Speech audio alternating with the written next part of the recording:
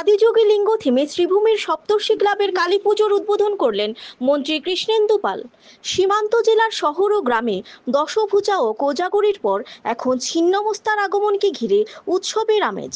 প্যান্ডেল প্রতিমার পাশাপাশি আলোকসজ্জায় নতুনত্ব উপহার দিতে এই বছরও বিগ বাজেটের পুজোর আয়োজন করা হয়েছে।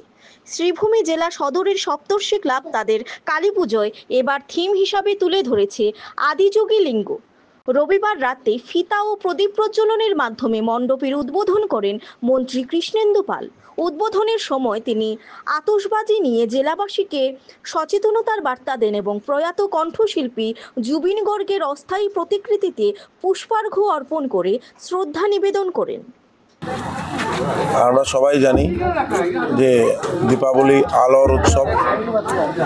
সবার ঘরে যাতে মা কালী মায়ের আশীর্বাদ সবার ঘরে বর্ষিত হয়, সবাই ভালোভাবে সুখে শান্তিতে সবাই যাতে আরও ভালোভাবে সবাই আমরা এই সমাজে দেশের উন্নয়নে রাজ্যের উন্নয়নে আমরা কাজ করে যেতে পারি।